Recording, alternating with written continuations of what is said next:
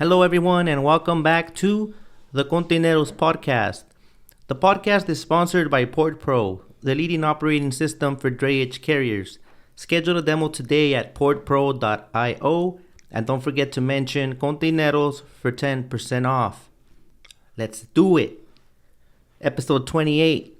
We got George Andrade in the house, a Longshore mechanic. How you doing? Doing great. Good morning. Speaking to the mic. Good morning. Por favor. Good morning, man. Thanks for coming, taking time out of your day, and to share all these gems that I'm sure will be getting dropped in this episode. What are you up to these days, man? Work and family, bro. Work and family. That's it. Work-life balance. Gotta balance it. Yeah. That's important. Yeah. Very true. How did you end up here? With you or in general? Yeah, in general. What are you up to now? Like, as far as your job and all that, like, how'd you end up there? That's what I meant. My bad. So I ended up with you. I met you, 4 years ago? That's how we hooked up. Yeah. I started going back picking and your forth. brain. You're a little defensive. You don't want to share too much. Was it me or you? Nah, it was you. Like, I'm like, what are you guys up to, man? And yeah. What was my answer? What do you mean? No, it was more like, what was it? It was pretty direct and to the point, and I understood it. I'm like, okay, cool. Like, pretty much, you're doing what you got to do, and we got to do what we got to do. But no details, you know? I think at that time, I wasn't doing like chassis work because initially when I got in as a welder. Mm-hmm. So I was up on the cranes. That's when they were doing like project work. Yeah. Raising the cranes and all that kind of stuff.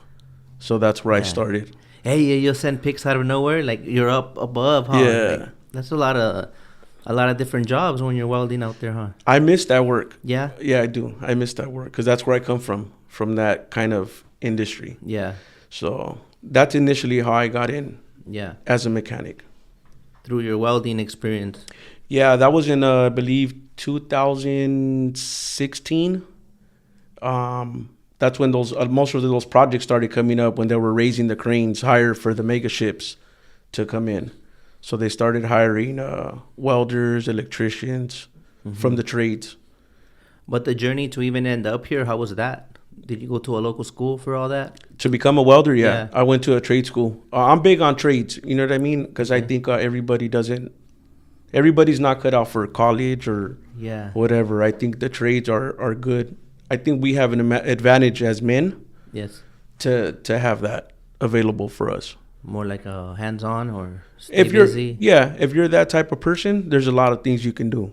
Yeah. So I always, like with my son, my nephew, youngsters, I always try to push that. Okay. If you don't know what to do, figure out a trade. And that's what I did. But you had that goal in mind to end up in the ports, or no, kind of lined up? No, mine actually came almost by accident. Oh. I became a dad pretty young. Okay. And my mother-in-law, rest in peace, was the one that kind of pushed me in that direction to tell me, go to trade school. I didn't even know what trade school was. Okay. And I'm like, what's trade school? Well, look over here, go over here.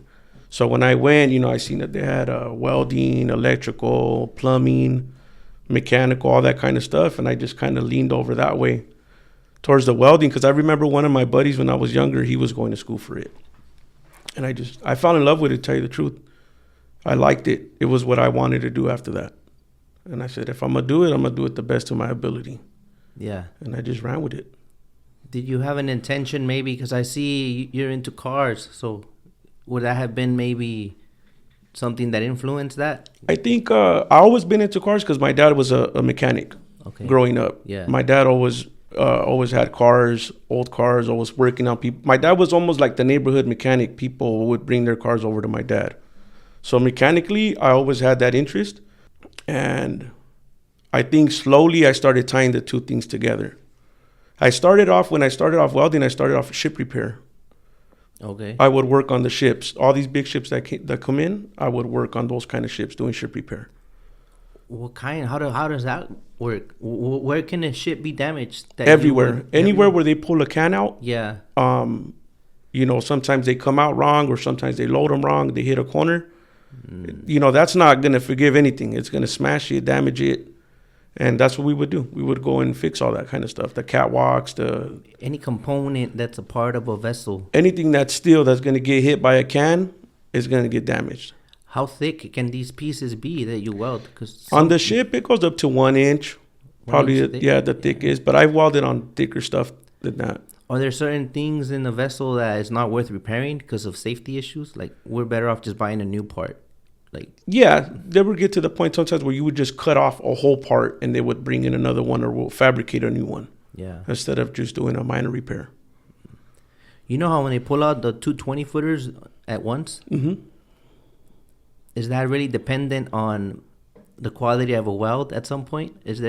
Are there some things out there going on that, like, our safety depends on how good a welder you are? I mean, yeah, of course. Yeah. So that's with anything. So I'll give you an example. Like, I've worked on, I see you have the train right here. I worked on a lot of trains from Pacific Harbor Line. Okay. When I worked for Wilmington Iron Works, that's where I got my start. And these trains, they would wreck or whatever, and we would cut them apart. They would bring them back to the yard, and we would repair those. So that, you could say that tow hitch that tows that cart. Oh, okay. I would repair those, and that's sometimes 4 to 6 inches thick. Yeah. So you got to look at it like this: if I don't do that right, you could derail that. That shit's gonna come off. Yeah. So a lot of these trains that I see out here, Pacific Harbor Line, I think I've done like 9 of them. Oh. So I'll be driving. I'll tell my family, oh look, there goes number 21 or number whatever, because I know I worked on. Except the derailed ones, you're like, don't look that way. Look, that's actually what got me to fix them when they would derail. Oh yeah. When they would derail and crash, it kind of. Yeah, they would. They would be all jacked up, and then, like I said, they would bring them back to their yard, and then we would repair them. So, I've done a lot of cool shit in my welding career. That's why I tell you sometimes I miss that part of it. Is it a myth? Like, I see you're not wearing glasses, so is it a myth that welders, they all end up blind? Well, not literally, but... Okay, so it's a myth, and I'm going to tell you why. Oh, yeah? Because I get a eye exam maybe every 2 years, and I've never told them I was a welder. So when they look at my eyes, they're looking for whatever, and like, oh, you're good, 50-50. Mm-hmm. Of course, if you're not using the proper equipment, you're going to damage your eyes. So thankfully, if you take care of your eyes and you're doing what you're supposed to, you should be fine. Yeah. Another, some people don't use the safety equipment because it's not cool. It doesn't look cool. Yeah, fuck that. Yeah. Yeah. Being able to see is cooler than not wearing that shit. Right? You'll get to admire the cool things in life if you can still if you can see them. If not, then you're just a dumbass, You feel good, bro. Yeah, so it's like, I try to be kind of, smart about that. Yeah. But, we all slip up sometimes. Go attack something and kind of just look away a little bit. When it comes to, I've seen some chassis out there, man. Damn, Stevie Wonder welded this shit, probably. Man, that's a whole nother topic right there. Well, let's backtrack a little bit. What was childhood for George like? You got anything you want to share? Shit. You got that much time? How many hours? 24? Yeah. You know what? Pick your top, the one that sticks out the most in your mind right now that you want to share, maybe. Man, I had a rough childhood. I'll just put it to you like that. Okay. I had a rough childhood. I had some good times when my mom died when I was 8 years old. Sorry to hear that. And I got 5 brothers. I'm the middle one. So I had younger brothers that much younger than me, and obviously my older brothers. So after that was a hard time. It was a hard time because my pops took it pretty hard, and he turned to alcohol, and he was gone. It was pretty much we fend for ourselves, me and my brothers, and that was a hard time right there. That was hard. Thankfully, all of us now, nobody's locked up, nobody's done nothing. Everybody's good. Everybody managed to get out of that situation and come out, to be pretty decent people, I would say. Nobody's perfect, but I owe a lot of that to my 2 older brothers because we struggled together with them. Yeah. You know what I mean? But yeah, I had a pretty rough childhood. In and out of jail as a youngster and all that stuff. Yeah. What, you think you were just rebelling? Like you were mad about something or what? I mean, Or that's just your environment?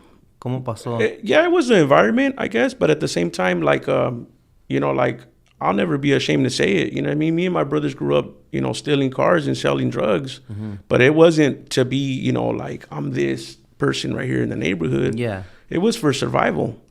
We survived off that. Yeah. At, 10 years old, surviving off that, because you would come home sometimes and 10 years old? At 10 years old. The first time I went to juvenile hall, I was 10 years old. By then you had already stolen a car? No, I think I started stealing cars probably when I was like around 13. Okay. Around there. And, but yeah, we would come home. There would be no electricity at the house or running water sometimes, stuff like that. So we started kind of catching on that when these guys would come turn it off and we had a couple bucks, we could give it to them and they wouldn't cut it off. Oh. It was a little different back then. Yeah. They would take cash. Oh, really? And same thing with the landlord. The landlord, my parents moved into that little house in 1981 when I was born. So the guy knew my mom passed away. He knew my dad wasn't around. But he would come collect that rent. And you guys would pull it together? Well, we didn't have it at the time. Okay. Before we started making our own money. Your oldest brother at the time, what age was he? A legal guardian? No, I want to say he was probably, I was 8. He was probably no older than 12 or 13. Wow. The oldest one. Wow. Yeah. So we were all youngsters. We were kids, And head of the households at that age. Yeah, pretty much. Pretty much. If you didn't go to school to eat, you probably weren't going to eat. That's just the reality of it. You know what I mean? So it was like I said, it was a pretty rough childhood. So, I don't know. We made it through. I guess that was my mom looking out for us because we've been through some shit. At what point did you notice there was like a little shift? Like, all right, someone made it in our family. Now we're going to follow those steps. Or, things, obviously you're in a better situation now. But when did that start? When you start to notice like, oh, shit, it's getting better? I mean, I never really had anybody I looked up to. Mm-hmm. You know what I mean? For me, I think personally, the shift was probably when my daughter was born. Because she was born on my 18th birthday. Okay. My wife was still 17. You share the same birthday? Me and my oldest daughter share the same birthday. Oh, nice. Yeah. So, not right away, not like it was instant, like she's born, like I'm going to change my life. Because I was still fucking around. I was in love. I was in love with the streets for a long time. Yeah. Doing dumb shit. But as she started getting a little older, kind of have my wife kind of like, she's on my ass for obvious reasons. Yeah. And my mother-in-law trying to help me out, my father-in-law trying to help me out. There was a change there, There was a change there because I could remember the conversations with my mother-in-law and my wife was like, why are you trying to help him? He don't want help. My mother-in-law would say, I'm not trying to help him. I'm just trying to get him to a place where even if you guys ain't together, he can take care of the kid. Yeah. And to me, that kind of resonated like, she's onto something. She knows what she's talking about. Maybe I should listen a little bit.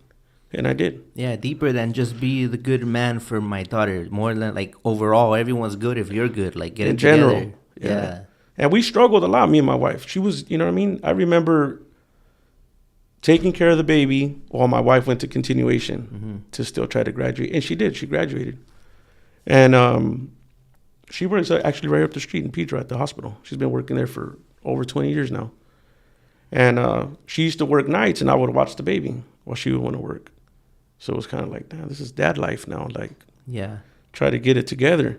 At least try. You know what I mean? I still fucked up. Did shit I didn't have to do or whatever. But I try to learn from it. You know what I mean? And just got somebody depending on me now, which was the kid. So I think that was the shift for me. That was the shift that kind of, I got to try to provide a better life for my kid. Now you got something tapping into your mindset every now and then. You're about to do something. You're like, do I really want to do it? Yeah. Like that? Yeah. The consequences. Because a lot of my homies I grew up with are gone, dead or in jail. So I didn't want to be part of that. Who does? Yeah, it's hard to say. Sometimes some people would say that people want to be like that, but they get caught in a cycle. And then I've noticed the system is not too compassionate. Like, you could even do your time and then you get out and you're still judged, or you screw up. They add more stuff on top. Like they make it hard for you to get up once you done fucked up. Yep. It is what it is. You know? I got one of my boys right now. He just got sentenced to 97 years. 97 years. And it's like, for me to remember us going to elementary school together, you know, and all that, and to see that he'll never come home, it's like a real clear reminder of where I could have been or what could have happened to me. Yeah, it's like, it's real. It's real. Yeah. It's real. You count your blessings. Yep, you have to. Yeah. Sometimes, do you ever wonder, like, why I got away, or, like, why you could have been them? You know what I mean? I do, you know, but I also know that there was a lot of times where, you know what I mean, I cut ties with certain people or not. Okay. I knew where not to go. Yeah. You know what I mean? Okay. I did what I could, I guess, to try to stay safe. So how are things now? Is your dad around? My dad's still around. My dad's actually blind. That's funny that you were talking about being blind. My dad's actually blind now from... No offense, I didn't know. No, not at all. Yeah, no, that's because his own wrongdoing. You know what I mean? Okay. Yeah, he's still around. He's an asshole, but he's still around. Yeah. You know what I mean? I'm not ashamed to say that. You know? But yeah, he had diabetes and he does dialysis now, all that because of... At that time, when he should have taken care of himself, he didn't. It was too late. When he decided to, it was too late. So it does catch up to you, that lifestyle? Oh, that lifestyle. My dad's a prime example of... Yeah. If you don't see what's up.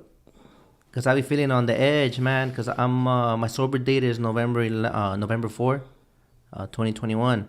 And it just feels like counting the days, it kind of feels like it's a bad thing. Like, I don't think I want to count the days anymore. Like, just make that decision and be done with it, you know? But then I hear stories like that, like, because every now and then you're tempted, like, maybe go back just a sip, you know? But then I hear stories like that, and it really is a bad thing, you know? Well, and especially for someone like me that doesn't have it under control. So, but I don't think none of us do, because I'm an alcoholic too, you know what I mean? I drink too. And I have those conversations with my wife where I'm like, hey, like, I'm going to try to cut down, you know what I mean? To the point where I'm like, all right, I'm going to drink one day a week, and then... That's it for the week. Not get like smashed, you know what I mean? But drink a couple beers. You should take the quiz. You know? What's the quiz? AA.org. There's a quiz. And if you answer honestly, you'll know if you're alcoholic. I think I know I'm alcoholic. That's what I inherited from my dad. Yeah. But yeah, thanks for sharing that. Is there anything else you want to add from your childhood? No, but that's good for you, bro, that you decided to try to quit. My brother, one of my older brothers, he's been sober for like 9 years, I think. Yeah. But just throw it out there that just because you decide, it doesn't mean that it's all fine and dandy. Right. You still feel it. Right. You know what I mean? You smoke or no? I just started it last week. But like one a day just to, I don't know. To relax. Yeah. But I also don't want to pick up that habit. You see the cycle? It's an addictive personality. So then you give up something, now you switch. So now you ain't hitting the white girl or whatever. Right. And now you over here snacking midnight. You know, you binge eating all these candies. I mean, I smoke, sweets, but I smoke just mainly like if I had a whack ass day where I'm just like, just need to kind of relax. Yeah, I'll go outside and kind of smoke a little bit and just kind of get stuck and just unwind, you know. But not to the point where I'm like, oh fuck, it's time to smoke. You know what I mean? Yeah, I try not to overthink it. It's like I desire it now, I'll do it. But then I can't apply that mentality to drugs and alcohol. So it's like, you know, there's always something. You're a thinker, though, because I've noticed that. I've noticed that about you. You're a thinker. If you overthink it, you make yourself miserable. So I'm like, fuck it. It's a blessing and a curse, I guess, you know, to overthink shit. Well, we're just human, bro. That's it. What do you know what you really wanted to be growing up? We all have those little, you know. I wanted to go to the Army or be a firefighter. Okay. That's what I wanted to do. At what age was that? I think that probably went away when I was probably around, I don't know, maybe like 7 years old or some shit. Went away? Yeah, where I just didn't want to anymore. But I remember when I ended up going to a juvenile boot camp when I was like 15, I think, or 14 for like 9 months. And when I got out of there, I kind of was thinking like, maybe there's a chance still. Maybe I can still try to go that way. But it was like just a real small thought. Mm-hmm. And then it just went away when I came home. Yeah. You know. You think it's a good thing or a bad thing that we start asking kids at a young age what they want to be? You think that puts pressure on them? Like, oh shit, like, because I noticed that with my son, there was a career day and you dress up like what you want to be. Right. And he's only, in second grade? And like, what do you want to be? So he was like, what do I want to be? Like, so, he switches it a lot. So right. I didn't want him like overthinking it, But then and eventually he went with a businessman, But then I had suggested it. See what I mean? Right. So I'm like, what did you really want to be? Like, so I think at that age? It depends on the kid, I think. Yeah. Because my middle daughter, she always talked about wanting to be a teacher or something school related. And she'll be 19 now. And she's in school for that. Mm-hmm. She wants to be a principal. So for her to have that little seed since she was that small, like as long as I can remember, she's always said that. Okay. And she's still going for it now. Yeah. But my oldest daughter, she's going to start the nursing program now. She wants to be a nurse, but yeah. I don't remember her always knowing what she wanted to be. Yeah. So I think it depends on the kid. Figure it out as you go. Yeah, my son, he's going to be 16, and I know for a while he said he wanted to like drive cranes, like mobile cranes. Okay. But then I'm not sure if that's exactly what he wants. Because I've also heard him say I want to be a mechanic like my dad. Yeah. So it's kind of like, yeah, it depends, I guess. Yeah.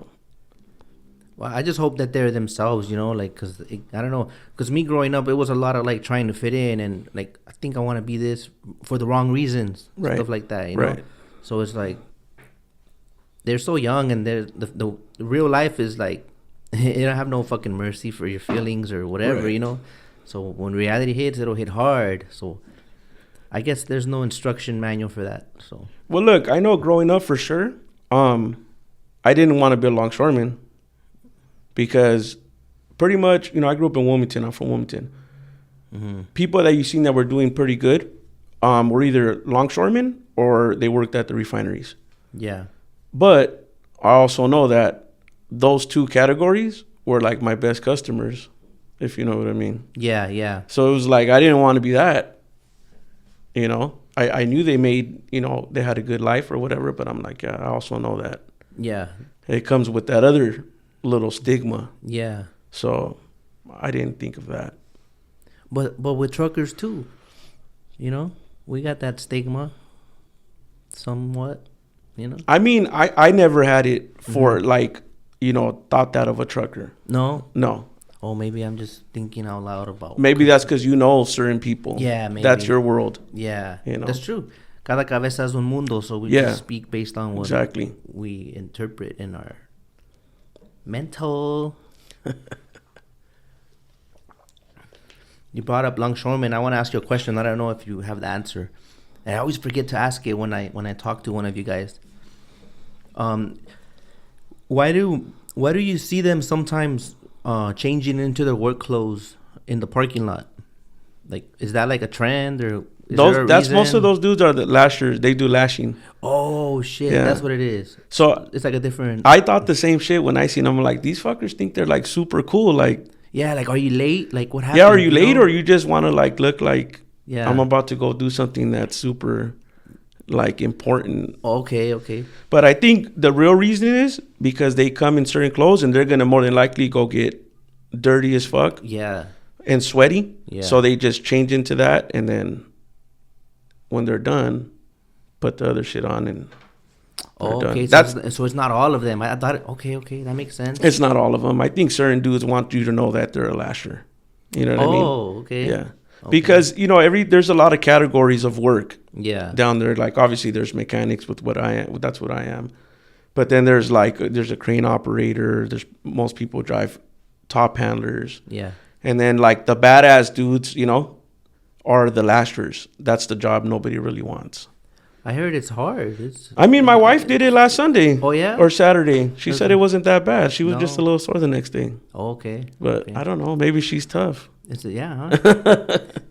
It's dangerous, huh? También? Yeah. You could fall off or what? Yeah, well, you've been down there. Everything's dangerous down there. That's right. There's That's 100 things going on at one point. Yeah. At the same time. Yeah. Everything can be dangerous under a certain circumstance. Everything is dangerous. Yeah. My wife comes from the medical field, and she's a casual now. When she started going down there, she was like, George, this shit is crazy. And I'm like, yeah, don't get comfortable down there. Ever. Oh, okay. You know what I mean? Don't ever get comfortable down there. Like, you need to have your head on a swivel. Because there's 100 things going on at the same time.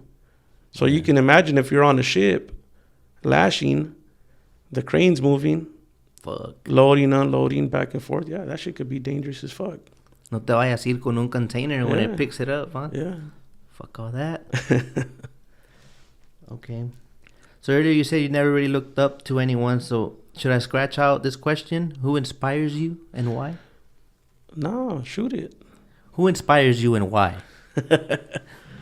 I mean, on a daily basis, I guess for me it's just like being able to provide a better life for my kids than I had. So it's a what, not a who. Yeah.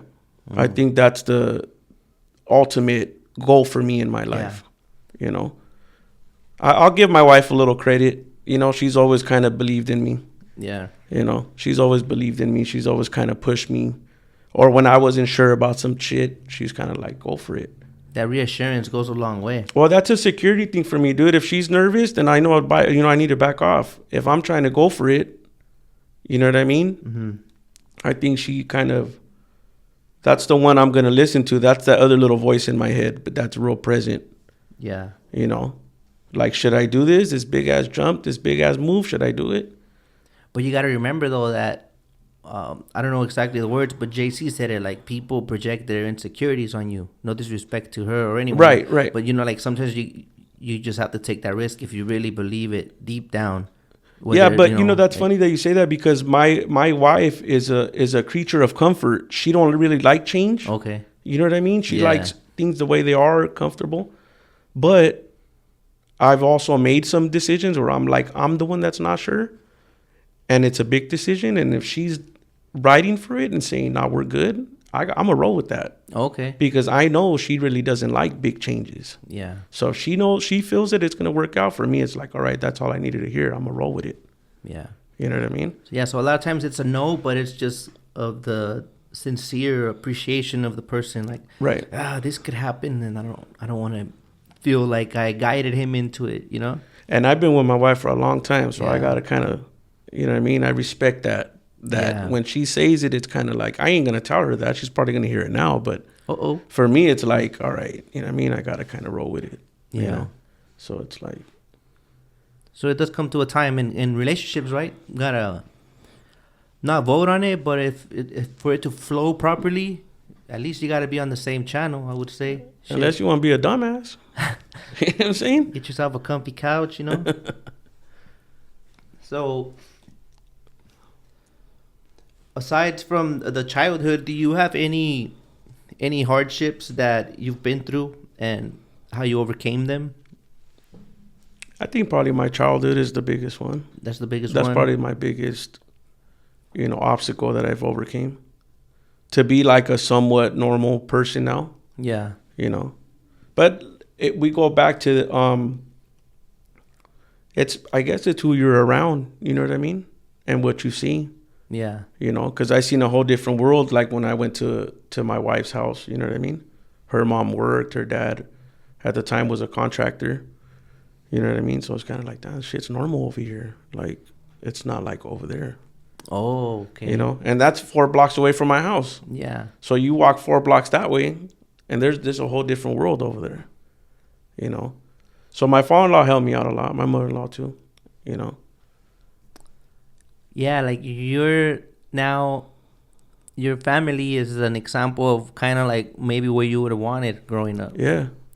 Crazy, huh? That's important. Yeah. That's important. Setting that example. So then there's this myth, right? Like people feel like, oh, I was in a dysfunctional family. That's why I'm dysfunctional, babe. Or like. I mean, okay. They write on that. Like, that's, like. I mean, I could write on that shit all day and just be a piece of shit. But, yeah. At the same time, it's kind of like, A lot of people are raised on love, and a lot of people are raised on survival. You know what I mean? But that doesn't have to be forever. Yeah. Because things change. You know?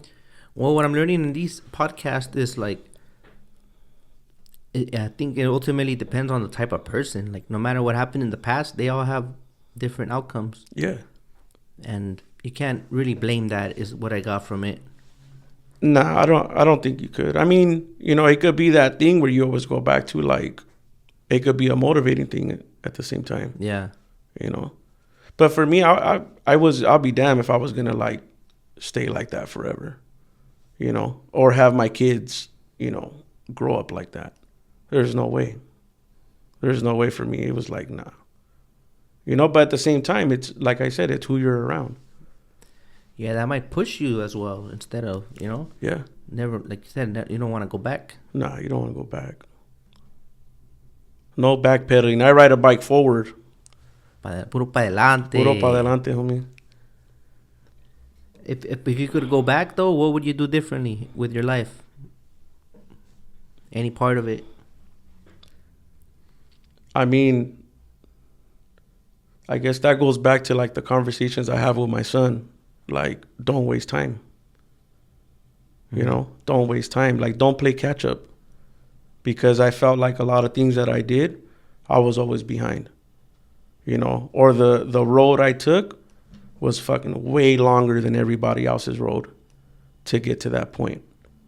It was zigzags, no? It was all zigzags. Yeah. You know, it was like the long road. Whether it was because I had a kid already so young, or this ain't going this way or that way, or it takes longer, or I don't have this and they have that advantage. I would just say don't waste time. You know, don't waste time and just take advantage of the opportunities that you have there, and the people are there to support you. Because I think we all do that at some point, is not take advantage of the resources that we have around us. Is it a men thing, you think? We feel like sometimes we don't know how to accept the help? Yeah. That could be it. It's a pride thing. Because sometimes you might have a prayer and then you get that blessing in the form of another human being and you don't see it. You don't see it. Like this joke, not a joke, let's see, a scenario where the guy, everything's flooding, right? And so someone comes by and offers that guy, you know, here's a safety vest, you know, floating, right. You know. Nah, God's got me. Thank you, though. Then they get the water rises. They come in a little, you know, in a canoe or whatever. No, thanks. God's got me. Yeah, I get it. That was God. That was God sending it to him. Then fucking right here to the neck, helicopter. No, right. Thank you. God's got me.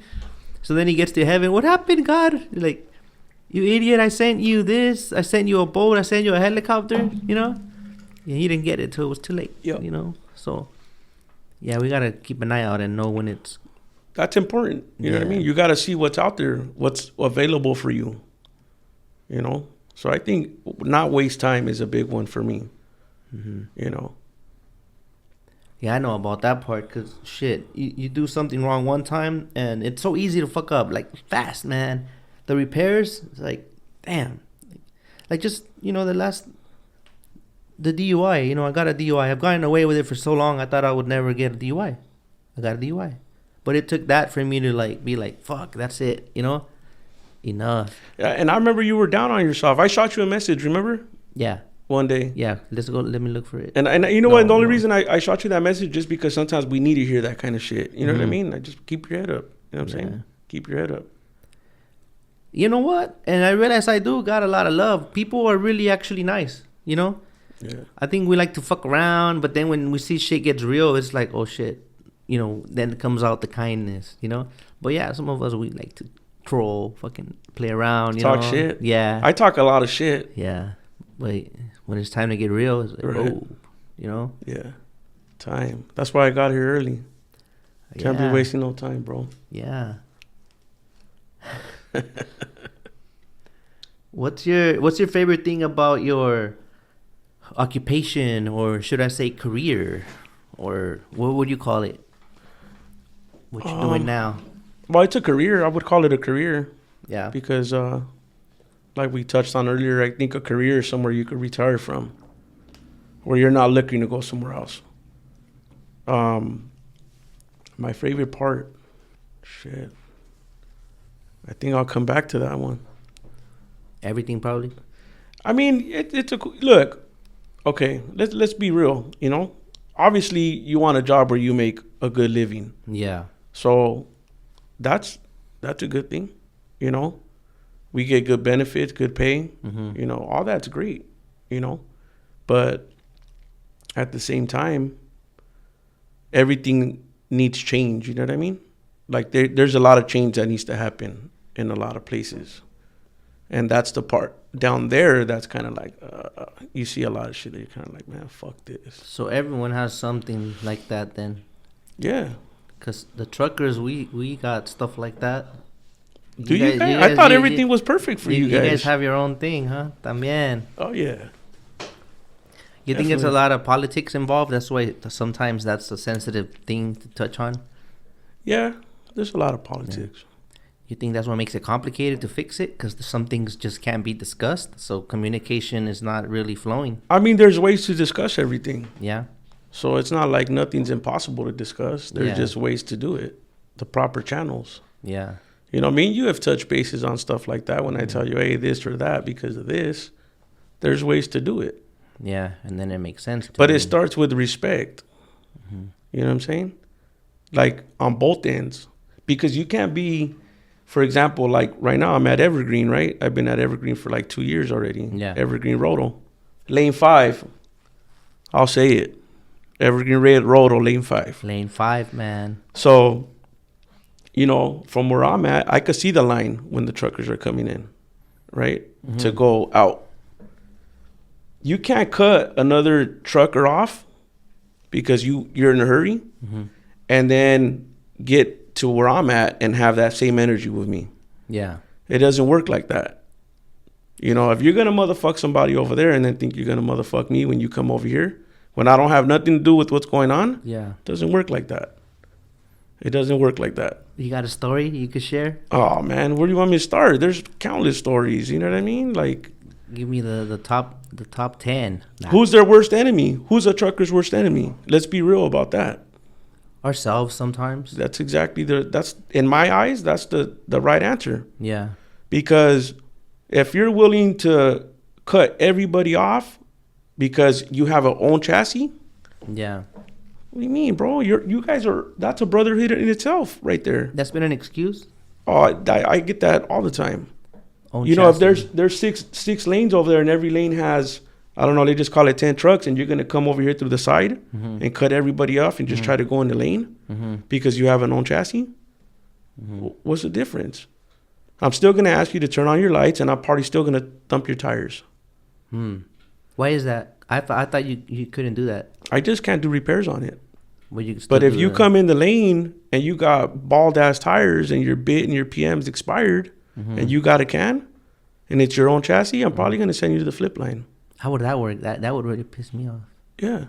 Why? Well, fix your shit.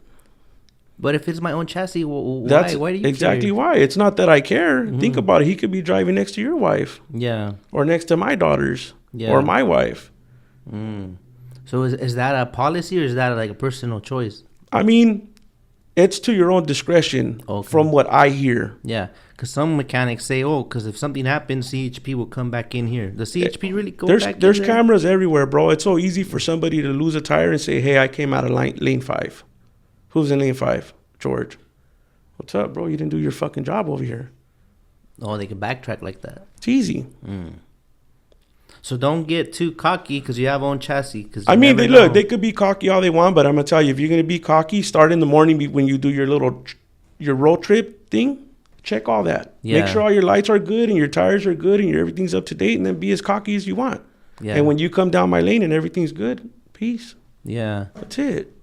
Okay. You know what I mean?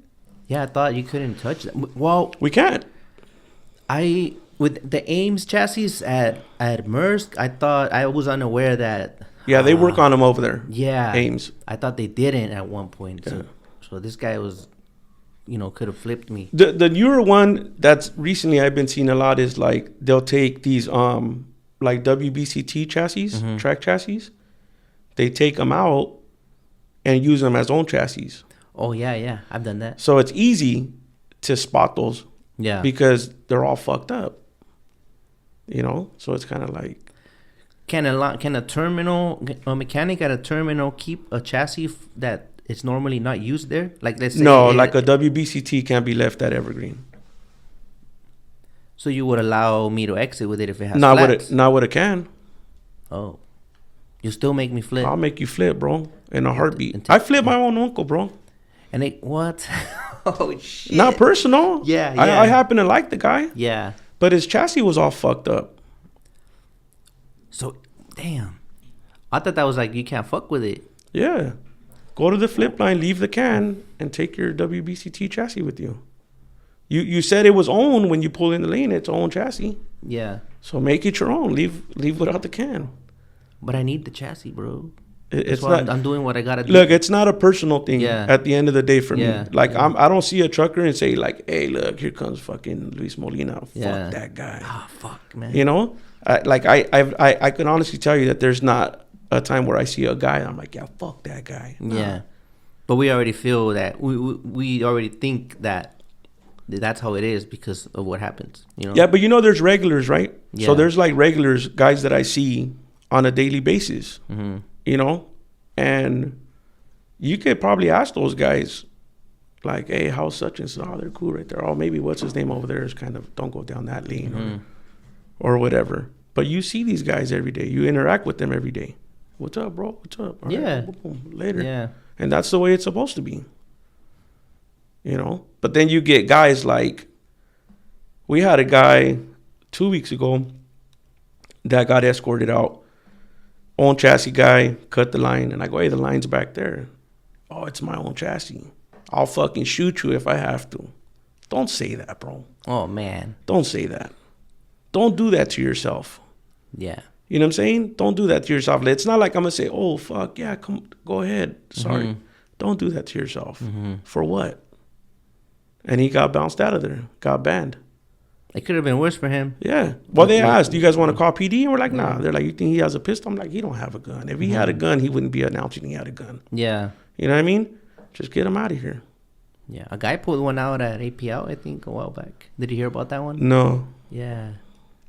PD went in there with a quickness. And he actually had a gun? Yeah. Yeah, he got arrested. That's stupid. Yeah. That's fucking dumb. We get a lot of racist shit, too, though. Yeah? Yeah, a lot of racist shit.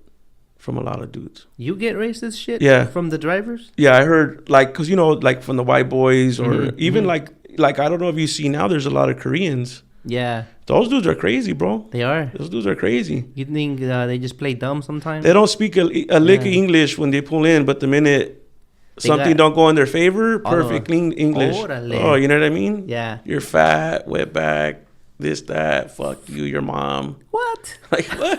What? How did that escalate so quickly? Quick. Because you got an expired BIT. Okay. Ah, man. True wake-up call right here. So, own chassis doesn't give you the right to kind of bypass everything. To be a dick. No, to bypass everything. Yeah. Okay, and be a fucking dick. Yeah, it doesn't. I just want to touch that a little more. Okay. Own chassis. It's at the discretion of the mechanic or it's company policy? I look. I've asked this question before to, whoever I have to ask it to. Yes. And it's like, hey, if it's that bad, yeah, flip them. It's that simple. So the way it works with the terminal chassis, it should work with your own chassis because you would flip a terminal chassis if it's bad. Yeah. So then the same applies to your own chassis. That doesn't make it a pass. It doesn't. On safety is what you're saying. The right? own chassis are some of the worst chassis that come through there. Yeah. Like if you have 2 twist locks in the back and the front of your shit's cut off because they were going to repair it and they didn't, and then you want to come get a can, come on, bro, let's be real here. Yeah. Like, I'm not going to let you ride like that. Yeah. I'm not going to let you ride like that. That's like you putting one lug nut on your wheel and like, hopefully I make it. Yeah. You know what I mean? It's a lot of the shit's common sense. Okay. That's clear. And How do you find the ones that? Because you were at Maersk for some time. I was at Maersk for a little while. Because I ran that one a couple times, but then you guys started getting slick and keep an eye on us. Make sure we made that left. That's what we do at Evergreen. Oh, yeah? Yeah, because you make the left there, too. Yeah. And some guys just like... Yeah. And how do you communicate with that? You got radios? Yeah, we have radios. You let the clerks know at the outgate? Yeah, just let them know at the outgate. What if it already printed a ticket? You can't really keep me anymore, right? The transaction's done. Turn you back in, bro. But I got a good ticket now. Like, that's my... Okay, so look... It's like a finish line. Once I get that ticket, I thought I was good. And then that's why I would haul ass at Maersk to get out. Yeah, but see, Maersk a little different. I mean, Evergreen's a little different now because they have 2 gates. Oh, yeah. That open and close. Yeah. So by that time, I could easily jump in the little service truck and just cut you off right there. Or just call on the radio. Which they did at 8 p.m. for me, yeah. Yeah, I had a guy yesterday that I flipped. And, he made that right. And I just kind of watched him. Mm-hmm. So then I just pulled up. I'm like, what's up, bro? And he's like, oh, I thought you said if I can get out, I'm good. I'm like, why would I say that? Like, where's my sticker at? And he pulls it out of his pocket. Like, so I just told the guard right there, like, hey, this guy has to go to the flip line. Yeah. What about if we go back around, we choose another lane? I mean, look. We could try, Hey. Well, what are the tricks that we think we're slick and you catch them already? They're all outdated. They're outdated. Yeah, like that one, like they'll wait and like go down another lane. Uh-huh. Or some dudes are slick. They'll kind of like park where they can watch you. And if I go to break, they're like, hey, this food's gone. Yeah, boom, they'll try it. So that one's worth. That one's pretty good. I mean, I would have to give it to him for that one. Yeah, okay. Not the other lane one, like just go around and switch another lane. Like that one don't really work because most of the time we can see who's going by. Yeah. But waiting for me to go on break is a pretty good one, I think. Yeah. Unless I just like get on the group text and say, hey, this KONTAINEROZ truck with this color can, watch them. Yeah. Now you're catching on, so, Yeah, I'm not gonna give up all the secrets. Come on, bro. Reward the guys that are watching. They're doing their part to absorb the info and hopefully we'll. I don't know, contribute to some good. How about we just start like at the, just start when you get there, just kind of wait a little bit. Just like, oh, come on, this lane's open, boom. Mm-hmm. Like all the other shit, like how are you on this lane, but you want to jump in lane 2? You're not even going to make it. Yeah, fuck up the rotation. Fuck up everybody, cut everybody off, and then lane 2 doesn't move, and now everyone's stuck behind you. Yeah, that's why I tell dudes like, hey, bro, just wait back there because it's easier for me to call you. Yeah. You're going to make it through. I go, if that guy calls you, you're not going to make it. He's going to block the lane, and then everybody starts honking. Like, that makes a difference. Yeah. At Maersk, I would dislike when I wouldn't make it out. Like, at 4:45, más o menos. I may be wrong at the exact time, but they would put the cones up, bro. Right.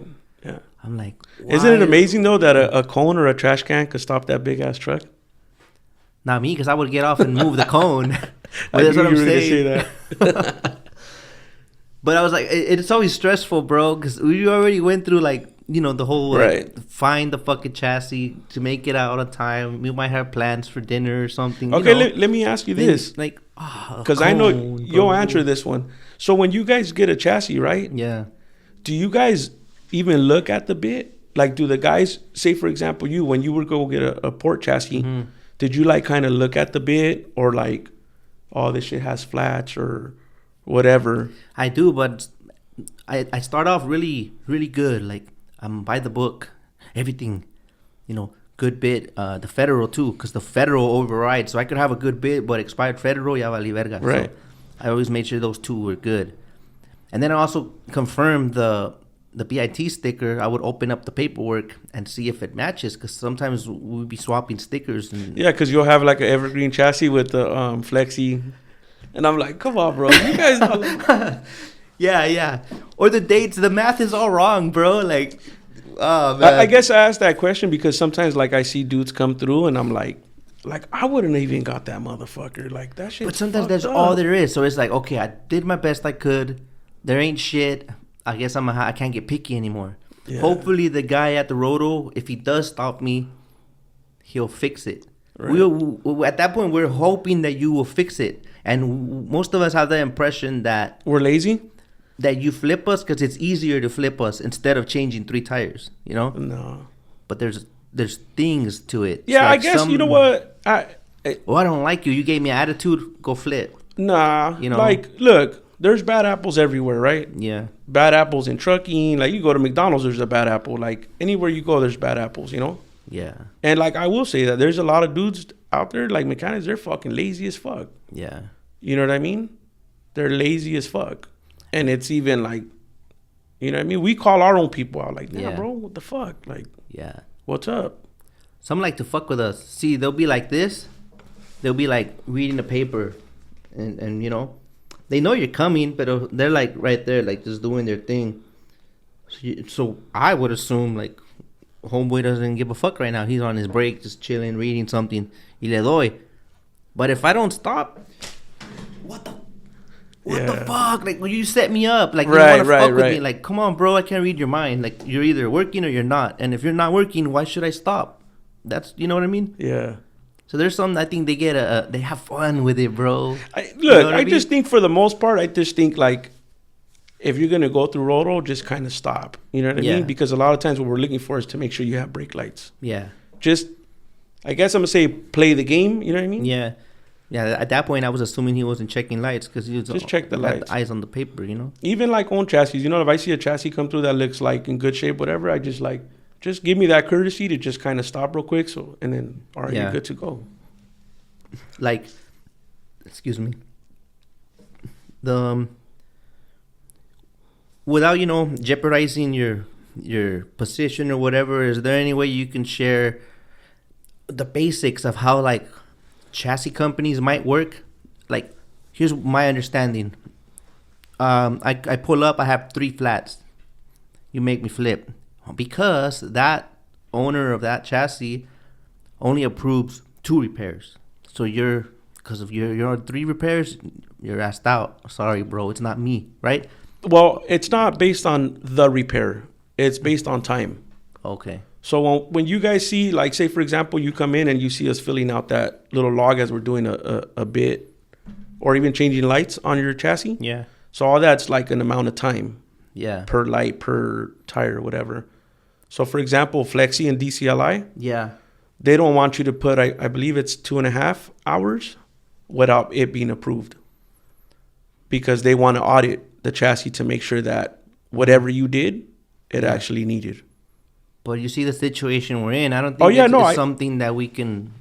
Right, like, no. That's like, you know what I mean? Yeah, it's like, in other words, it's not my problem. Yeah. You know, I see where that's it. But that's a good... Maybe you should get one of those guys in here. Like, that's like a big issue. Like, the supply chain is, like, pretty much bleeding out, and it's the scarcity of equipment. In reality, I think the equipment's there. It's just not repaired or approved. Like, it's so frustrating to be looking for a chassis, and all the ones that are stacked, they're not approved for repairs. Mm-hmm. Like, what's going on? Hey, like I said, and now we gotta interact with you, and we think you don't wanna. Like, they're like, oh, this guy's fucking lazy. Like, no, like, that's a big factor in it. Mm-hmm. You know, is not being able to, you know, put the hours on it without it being approved. You know, like, for example, like, Evergreen used to have a secondary rotor which was strictly for bits and PMs. Yeah. They did away with that. Yeah. That's not there anymore. Yeah. All that gets done in the lane. Yeah, they act like we got time. The supply chain has time to wait for approvals. Like, yeah. Well, so that brings me to the other question about how can we know when the reason for a flip or whatever is legitimate, you know, because it's hard to know. A lot of times we think it's personal. So how can we know? What's the basic tip you can give us so that we... That's a hard one. Yeah. Because it would be based on only me. You know what I mean? Well, that's... If I flip you, yeah, like 99.9% is going to be because it was fucked up. I can't do the actual repair there. Yeah. You know? That's the easiest way I can put it. Because I can't really speak for nobody else. You know? But if you come in a lane acting like a fucking asshole because somebody cut you off over there, you're going to be an asshole to the mechanic. He might flip you because you're acting like an asshole. It's not that hard to know. Here's another myth or it may be a myth, okay, you know, because in the union we hear a lot about, like, job security and whatnot, right? So you look out for each other. So, like, a clerk he'll be upset if the talk signal does the clerking job, right? So I don't know. This one's a little out there, but truckers believe sometimes that if the flip line is slow that day, that there's some kind of like, internal affair going on. Like, hey, send us some work. Oh, like we have like a secret group text, and we're like, hey, today's the day. Hey, Bob, we're slow over here. Send us some, Okay, so. All right, sure. I'll clear it up. This guy looked at me funny. From what I know. Yeah. So look, we don't have interaction with regular Longshore. No. Okay. Like we don't have like a morning meeting. Yeah. With regular Longshore where it's like, hey, today it's slow over here. Like so a pact. Yeah. Okay. Make sure you guys send some work. Oh, okay. It doesn't work like that. Okay. When we get to work in the morning, we get dispatched from our lead man, which is another member of the union. And we work for the same company. Yeah. So we don't have like a joint meeting with, say, the clerk or with whoever over there where we're like, oh yeah, today we're gonna send you X amount of whatever because you guys are slow. It doesn't work like that. Yeah. That's bullshit. It's good though. That's a good way to think. Like, oh, these fools are slow. Oh. Yeah. No, it doesn't work like that. If you guys heard my tripas, excuse me. I apologize. I have another one. And if these questions are, I understand. We got, you know what I mean? There's some stuff you can't answer. So, when there's long lines, back then, for example, there would be everything's flowing smoothly. But for some reason, we heard word on the street that the mechanics are upset about something. And now we're stuck in this long line. And I feel like they were using us as an example. Like, look what we can do. We could fuck shit up if you don't give us what we want or because of this injustice. But it affected us, and that would piss me off based on the information I received. So, is there anything you want to say about that? No. I mean, I can't. I've never been a part of that. You know what I mean? So I don't. I mean, I could see where it could easily be done, but personally, I've never been involved with doing that. So you know what I mean? I couldn't say that it's You think, or sometimes you think it just happens to be that by coincidence, all those roads really had a lot of work, And could be. When they are working the chassis in them, right? Because they don't always send them to flip, huh? No, you don't always send to flip. Okay. Can you mention the top things that will get you flipped so we can look out for that? Bald ass tires, your lights don't work. If your leaf spring hanger is coming off. Leaf spring hanger. Okay. Like, you can't go nowhere, bro. Like, that's common sense. Yeah. I have a video on my phone. I'll show you after the thing. That's fucking ridiculous. And he went for it. He tried it. He wanted to. Yeah. Oh, lo más voy a Wilmington. A la yarda. No, acá Wilmington. Motherfucker, that's where I live. I don't want your ass over there. That shit. Hey. You don't fall. No compassion when we go into the yarda. Everyone's going to the yarda. Everybody is. Yeah. Even the dudes from what is that company? CRST or something. They're like right across the street from Evergreen. Okay. I'm going to the yard. No, you're not today. You're not. You were going to the yard, but like, nah, bro. Let's be fucking real here. Because right now I might be going to the yard, but Monday it might be going to somewhere Ontario. Else. Yeah. Ah, okay. But like I said, like bald ass tires. You know what I mean? No lights. Like the twist locks are gone in the front and you have tape on them. Or I've seen tape. I've seen stickers, black trash bags. What else have I seen? Foam spray. That foam spray? Oh, wow. Foam spray. I thought that one was pretty good. The Chucho's on another level right there, But I was thinking, this motherfucker have foam spray on him? Like, where'd you get the foam spray from? They're creative. Zip ties, bungee cords, coffee cups. And these were for what? To make it appear roadworthy? Or I guess it's so I don't kind of see something's missing there. Yeah. It don't have a twist pin in there. The twist lock's gone. Do you catch the spray painted tires when you guys put them BO and they're spray painted black? That's funny that you said that. I recommend flat black, guys. Because we just had a guy come through with all of them. He had all the tires have flat spots. All 8. And they were bad, bro. You know what I mean? I hate when that happens. And same thing, they were X'd out, BO, and he spray painted them. Yeah. Shout out to that Chucho right there. I go, he tried. I go, hey, the motherfucker tried. You know what I'm saying? You got to give it to him for that. Yeah. You know? But then I look at his hands, and his hands are just black. Oh, that's where you fucked up, bro. Yeah. Or they do the grease. Like, I'll tell the guys, don't do the grease, bro. The grease over the bit sticker, like, that doesn't fucking work. We don't have something sometimes, so we just go under the chassis. Yeah, and just... I'm like, really? Like, that's like the most obvious thing you can do. Go a little. Or they turn the 4 into an 8, you know? Ooh. I see a lot of that. Magician. Shit. Once I see you guys go into the catwalk area and you make me stop and you go in there, I'm like, oh, this guy's going to be a strict one. Ya valió. Damn. You know? I mean... But when I make it past you and then it's at the point where you're just checking the lights and the thumb, I have a higher chance. Do a little smile. Sometimes, you know, smile throw back. the peace sign? Yeah. Like, my friend, please. Yeah, I'm telling you, like, when my uncle came through there, I guess he thought he had a pass or something, and I was like, nah, it doesn't fucking work like that. I wonder, are you guys still cool after that? I would have been like, yeah, he came over there last week or 2 weeks ago. Yeah. You think that would have been? How did that go? He was upset that day a little bit, maybe. He thought I was joking at first. Oh shit! You know, when he see me like kind of put the flip sticker on there, and he was kind of like, you know. Yeah. And I was like, no, uncle, this one has to go over there. ¿Por qué? Sobrino, ¿qué pasó? It was kind of like, what? You know? Mm. And he waited for a second. He was kind of like, damn, like, crack a smile. Like, are you joking? Yeah. I go, go ahead and go this way. And he just kind of looked at me like, fuck. Yeah. You know? Yeah. But, like, he was over there, I think 2 weeks ago, he was over there a couple times, and I seen him. He chose another lane this time. No, he came in my lane. Oh, yeah? What's up, Sobrino? And I'm like, fool, don't start talking. Just keep going, motherfucker. Or maybe that's what it was too. You can't, you know, everyone equal. Everyone. That'll get you caught up real quick too. That favoritism shit, right? I mean, there's probably even people in not within your circle in that line of work. There's probably every job I feel it has a hater in it. There's always someone waiting for you to fuck up, and I don't know what they get from that. That's automatic, you know.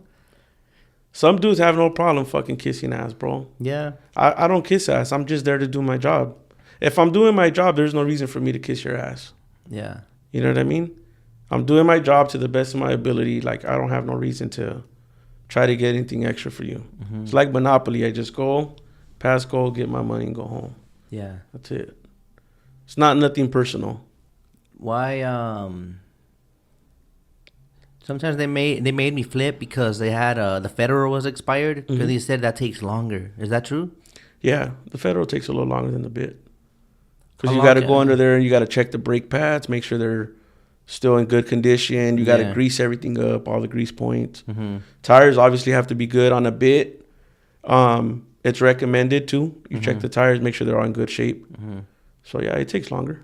You think there will come a time when technology kind of helps you guys in a way that, because the fake BIT stickers and all that, imagine there's like a QR code with each chassis and you just scan it and you know it's valid, or that'll probably be a little, might be going too much into it, but you know what I mean?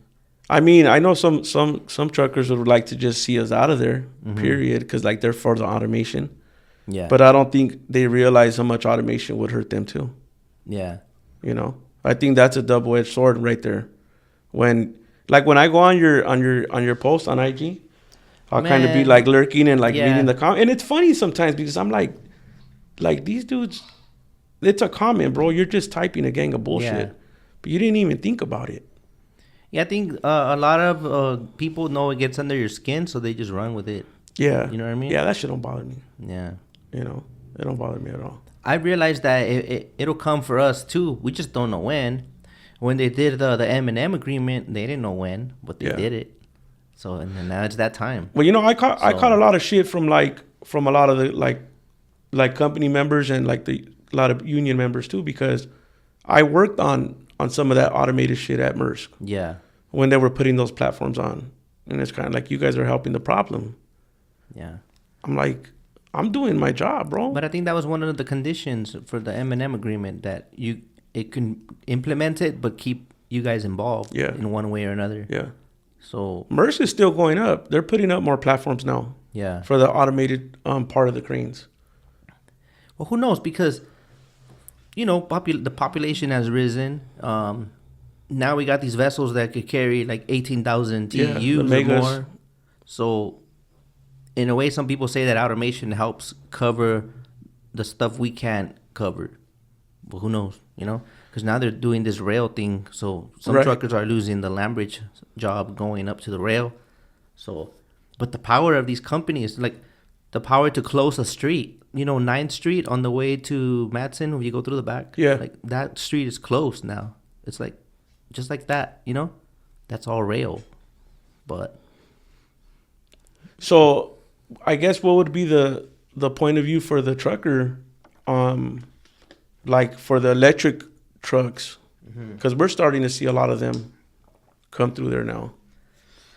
So do you guys think that'll phase out the regular truck, and at some point everything's gonna have to be electric? well, if you demand something, make sure you have the infrastructure for it to begin with, and then it's all capitalism at the end of the day. So a lot of stuff is contradictory. Have you seen a Tesla on the side of the road getting charged up by a gas powered generator? Yeah, that's funny, huh? Like the Yeah. crazy shit we see. So it's gonna change the game a lot. Like a lot of people that don't do their math right, I know they're gonna get fucked. I could tell you that. Right. For example, if you're used to doing your operation cost per mile based on the value of based on the cost of fuel, we know those. We know how to gauge that. Like, Right. We know if that's a good deal.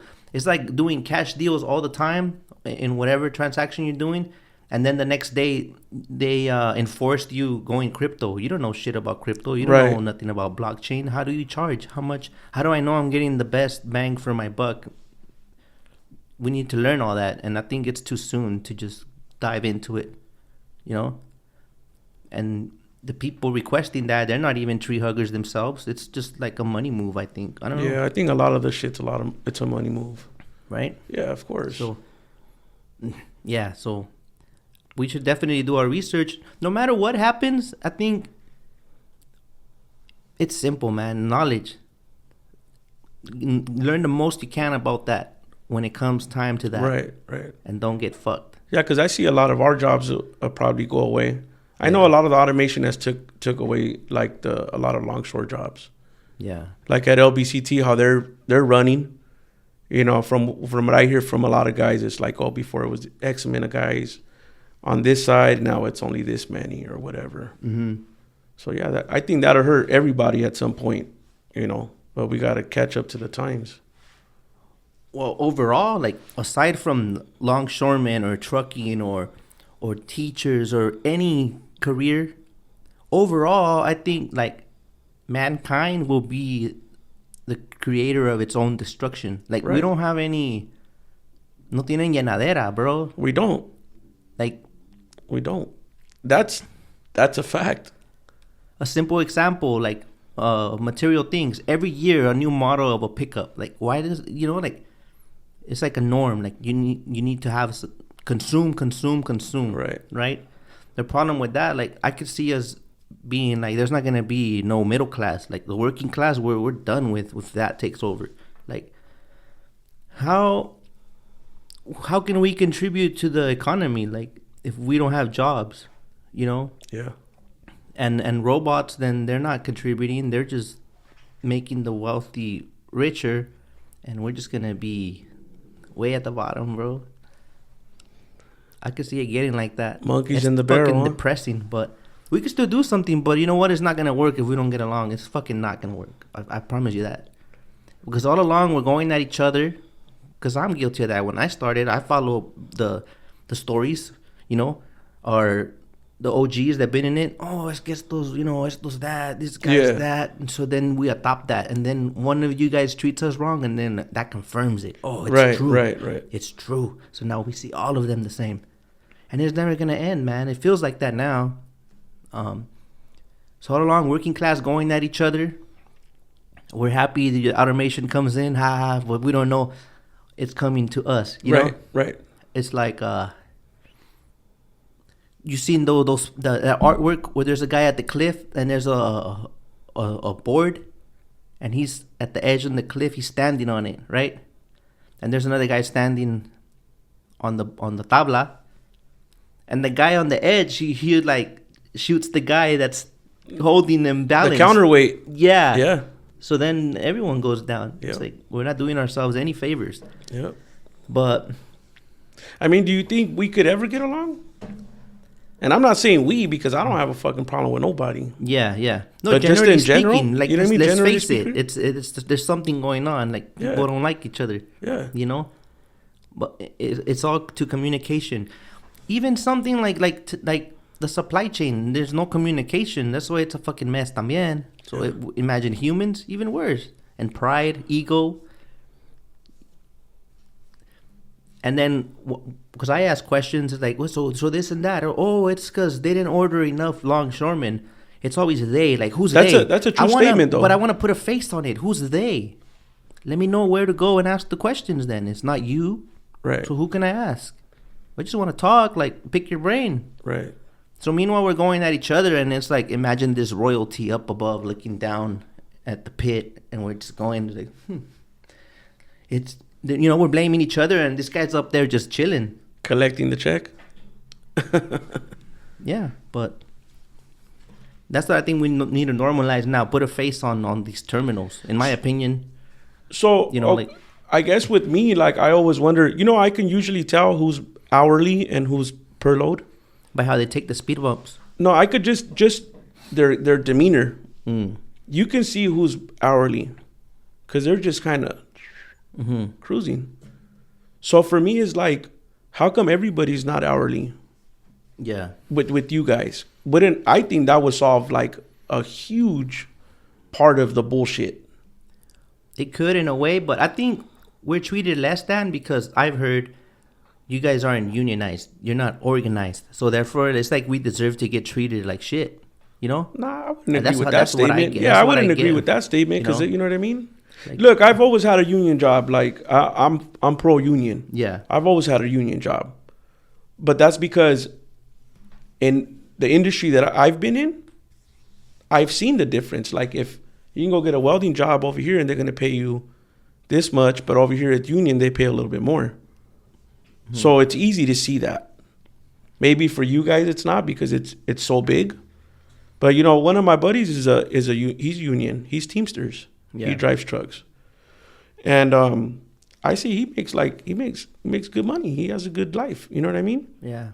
So it's like, why wouldn't it be easy for everybody to just say, oh, I see that that's good and all, but in a way it's like, think of what happened to minimum wage. Before minimum wage, like, it was different, the pricing and all that. Now they give you the minimum. So if it comes to that, it's like they put a cap on your capabilities. Like, this is what we pay, but you're union, you know? Right. So as to right now, that's not true, though. Independent contractors, we could, like, you know, but we fuck each other. That's the problem. But we could, if we really wanted to, we could run this bitch like you guys do. But we would have to team up. Right. And that's where it's hard, because we want unity, but then in our name itself, there's separation. It's called independent contractor. We call them scabs. Yeah. Yeah, we call them scabs. That's what we call. But we're not a part of your union, so we're not. No, I'm saying, like, with us, like, if like, for example, like the work that gets farmed out or whatever, or like, say we would have a lockout and they bring other people in to do our job, and they're non-union, then they're scabs. Okay. Not you guys, because most truckers are not union. Yeah, but I could see what you mean with that. It's like, you're the reason shit's fucked up. Like, you should have stopped with us, right? Yeah. Yeah. I wonder if they see us like that when they do those, when they walk in front of, you know. Oh, like a picket? Yeah, picket. Yeah. Is there a different terminology? Because sometimes I call it strikes. Sometimes I call it a strike. Boycotts, or they call it, like, do you know the differences? Lockout, picket. Yeah. Okay. To me, it seems like it's all the same shit. Yeah. Somebody's not agreeing with something, and it's the excuse. I gotta feed my family. One that sits well for a scab. That's still not a valid excuse. That's not a valid excuse. No. If you're part of a union, you're part of a union, bro. Union means together, right? Yes. So we're all gonna get fucked together, and then we're all gonna get the benefit together. That's just it. But the scab will get the benefit too. For the little while. Yeah. You know. But I mean, if you're okay wearing that jacket, go for it. Doesn't sound like a cool one. I don't want to wear that one. You know what I mean? I'm cool. I don't need that one. Yeah. So word gets around. You know who's down with it, who's not. Oh, there's guys like when that'll fuck up your whole career in there. There was a lockout like a few years ago. I want to say like 3 years ago or something like that. And there was a guy They posted him up like on Facebook, like on a Longshore page, like fuck this guy because he was running a top. You know, so a lot of people weren't happy with that shit. So it's not worth it, even if they paid him triple that day. It's not worth the repercussions. No, it's not, because then you're a piece of shit. Yeah. Who wants to be a piece of shit? Yeah. You know what I mean? It's like betrayal then. This shit is real, bro. Like the union shit. When you say you're from the union, you're from the union. Like that's a brotherhood right there. Yeah. That's just it. What's the magic sauce that keeps it together? You think just the fact that it pays good and you want to you want to keep that? Or I think it pays. I think it's because of the pay too, and like a culture thing. It's a culture thing. Yeah. You know, to belong to something. Yeah. That's that big. You know what I mean? How can truckers do that? You think? I mean, Teamsters union is huge. It's bigger than the Longshore union. Yeah. You know what I mean? So it's there. Then okay, respectfully, why haven't they done anything in the ports then? The Teamsters? Yeah. That's a good question. By now, if they're bigger than ILWU, that something should have changed already, right? I mean, I know the iron workers tried. They try to like stake their claim on a lot of shit out there at the port. Yeah. Because they used to be out there, like the offloads and like the shit I was doing, raising the cranes and all that. That's who used to do it before. But it's like, so who do you want out here? You want them or you want us to do it? So the union fought for us to get that jurisdiction. Where you're not from Local 13, you're not going to come do that work. Yeah. You know? Yeah, because with Teamsters, I feel like they're doing what they're doing. But I feel they don't really represent owner-operators. That's all it is. You know? Nothing against them. Yeah, I think it's more bigger companies that are unionized. You're right. Yeah, I have never seen a guy that's like an owner-operator but is a Teamster. I don't want to put words in their mouth, but it just feels like this is an assumption, and I'll take the full responsibility for it, that they would like everyone to be an employee. So that puts like independent people that are investing in a dream, because we get our own authority. We hope someday we could make it, get a couple trucks. You know what I mean? Right. So they're like squashing on that based on their belief. But we have our belief. We want to stay independent. But in a way, our belief works against us, because being independent comes with a lot of things, right? It doesn't guarantee unity. Right. So it's like, it's complicated. I guess for me, my view on it, I guess I would be like, I think it would be easier to be like work for a unionized company as a trucker, because the repair on the truck is not yours. The wear and tear is not yours. Yeah. All that's not yours. You know, you're going to get maybe a little, I don't know what you guys make, but I'm going to say you're going to get a little better pay, benefits for your family. Yeah. And that's guaranteed. Yeah. So why would that not be a better we got to look at that as well. Do our numbers, because sometimes there was years when, if I look back and I'm honest with you, it felt like, sure, I made $140,000, but let's look at what I really took home. Right. So it's kind of like an optical illusion. Just because you made that doesn't I mean agree you with made you. that. I agree with you 100%, because look, when I started off in this industry, I would work weekends, double shift, everything. Wherever it was at, man, I went to Ecuador before, bro. Wow. Costa Rica on a ship for a month. This job provides that? Not with the Longshore job. Okay. Before I was machinist union, when I was just a welder. And wherever the money was at, I was going to chase it. If I got out of one job and I knew that a ship had came in that we're going to repair on with another company, I was on. And when I got in down here, I go, okay, well, I'm going to work less. Not in the sense of physically work less, but if I can't make it on my 5 days, I'm doing something wrong. And there's dudes that I work with now that they work 7 days a week and double back regular Longshore jobs. Yeah. And they talk about, well, I brought home this. I'm like, well, what really did you bring home? Because you pay taxes on it, and you're probably going to get taxed at the end of the year. Yeah. So like you said, it's an illusion. Yeah. If you can't make it on 5 days with this job, you're doing something wrong. I saw something. It's like, work 5 days. Let's just a random number. Work 5 days, $3,000. You know. Right. Work 6 days, $2,500. Like, yeah, it's true. That 1 day difference. Yeah, because you get taxed. We know taxes are fucking ridiculous. Yeah. Plus, you know what? Look, if anything, that like this whole COVID bullshit has taught me is how to be home. That's really what I gained from it, is being home, being comfortable at home. in my space. No cabin fever? Nah. I just, it calmed me down. You know what I mean? Just to be able to be home, be in my garage working on shit or kicking it with my wife, with my kids, whatever, just to be there at home. Yeah. That's what I think I've learned from that shit. And to see these guys still wanting the 2 extra days or the extra shift, to me is like, fuck, you fuckers don't want to be home? So it's like everyone makes their bed at the end of the day. Yeah. Yeah. So that's where I stand with that. The whole either side, it's just hard, bro.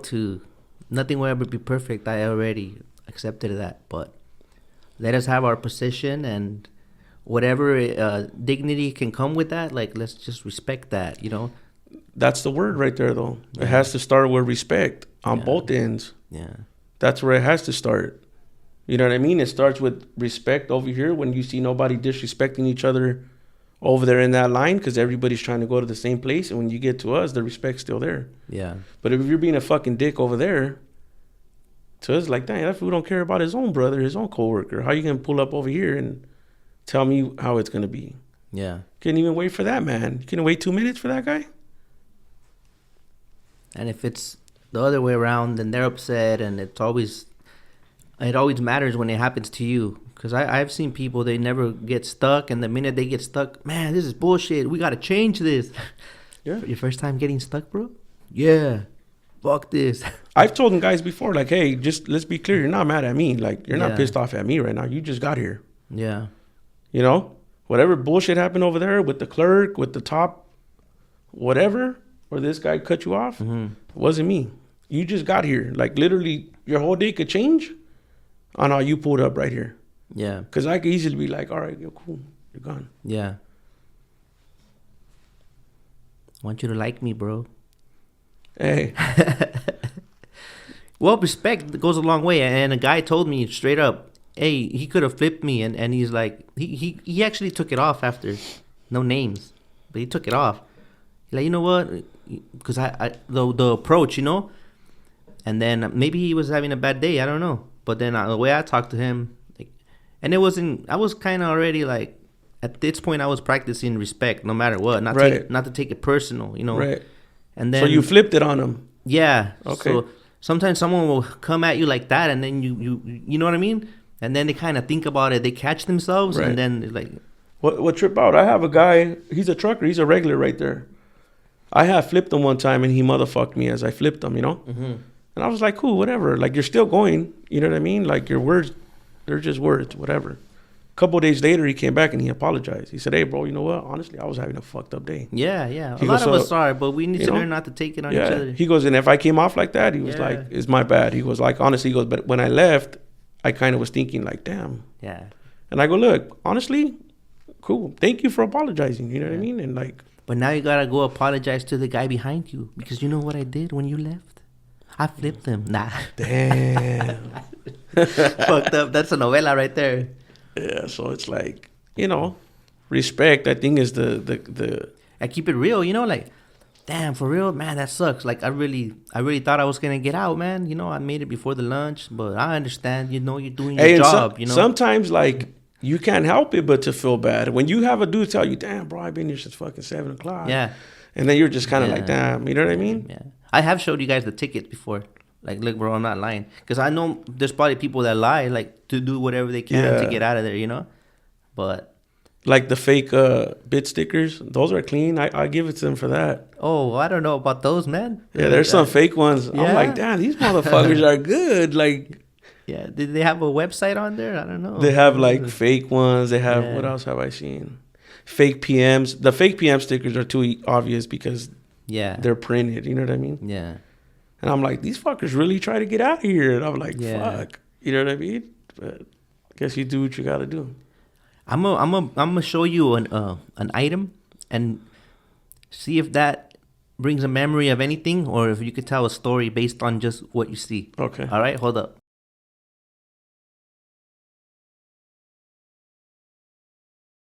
He says he's a mechanic. Do you know what that is?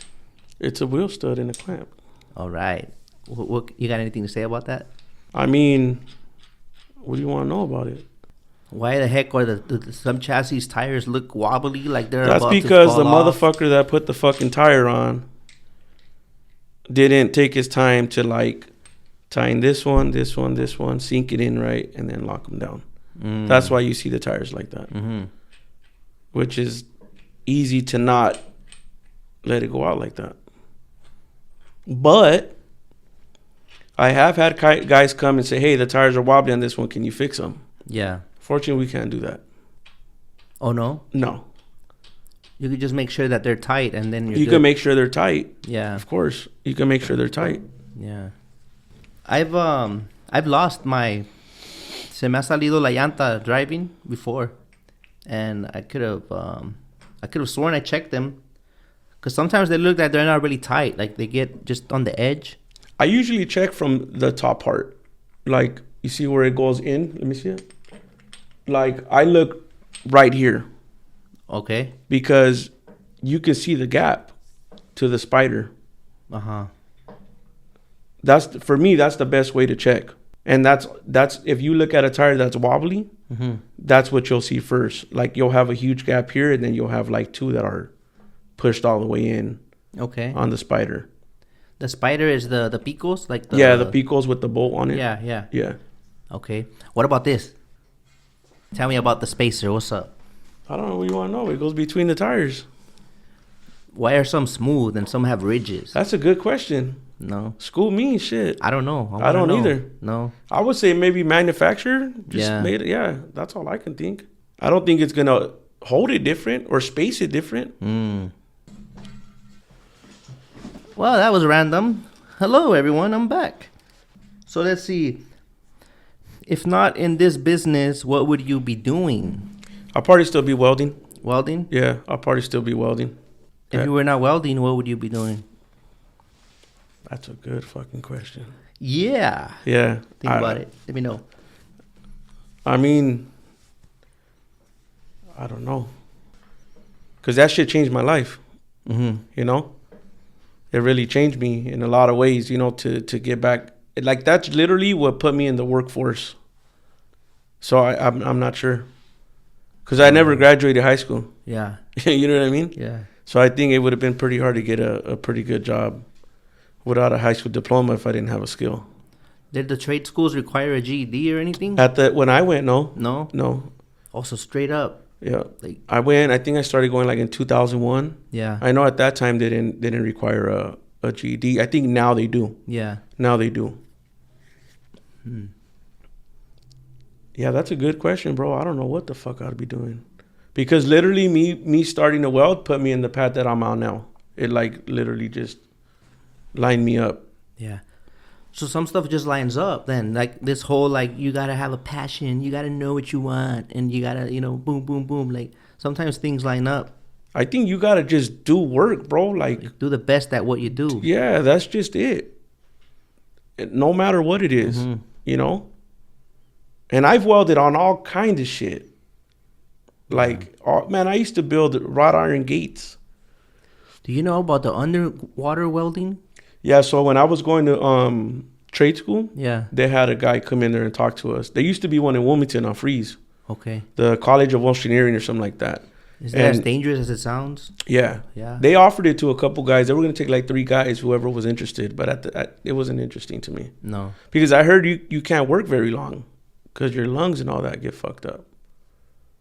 Even underwater? From the underwater. Because think about it, it's like the divers. A lot of guys end up in a decompression chamber because of the diving. I think it's like lack of oxygen to your brain. Oh, fuck that, man.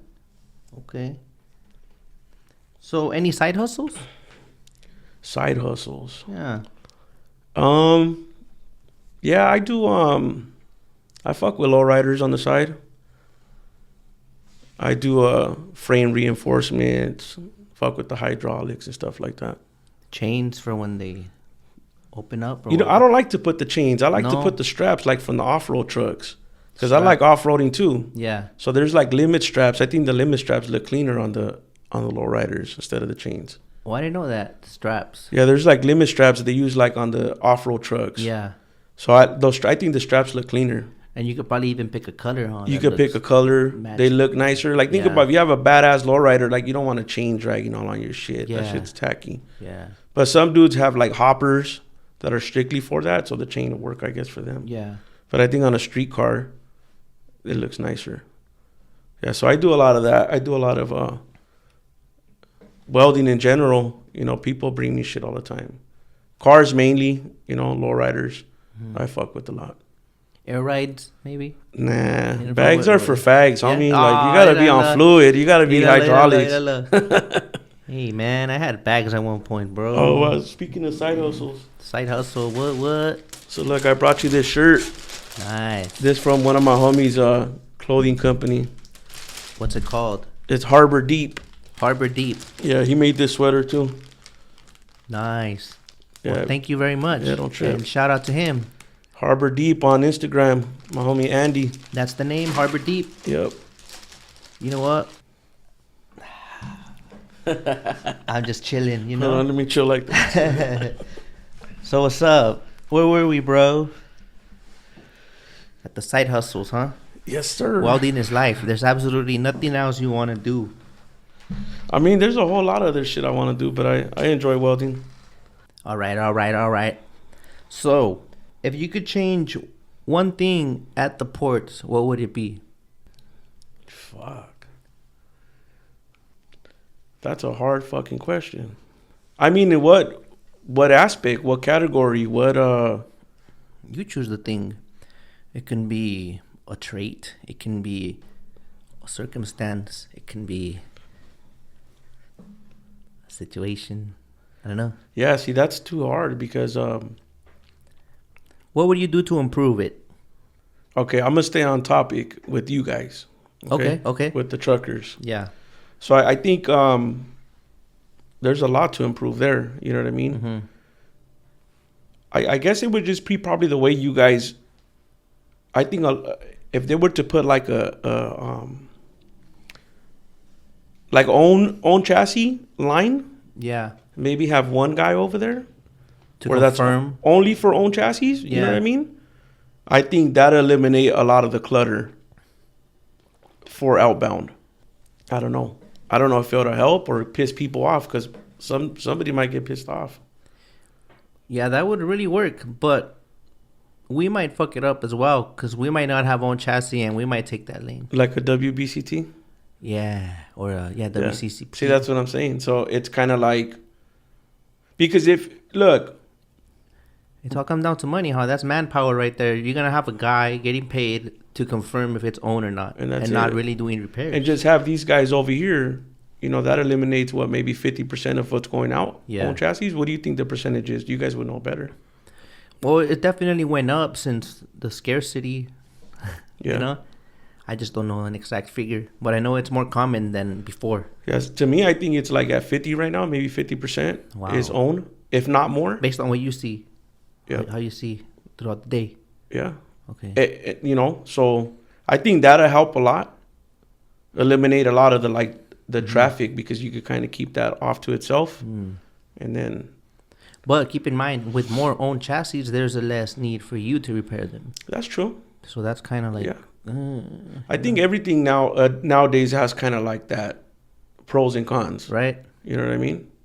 So. So one solution can always affect another source of income for someone. Yeah.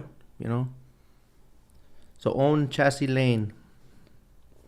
Cool. And I guess I say that now because right now I'm in Roto. It could change. I could be gone tomorrow. Yeah. They could tell me on Monday, hey, you're not here anymore. You're going to wherever.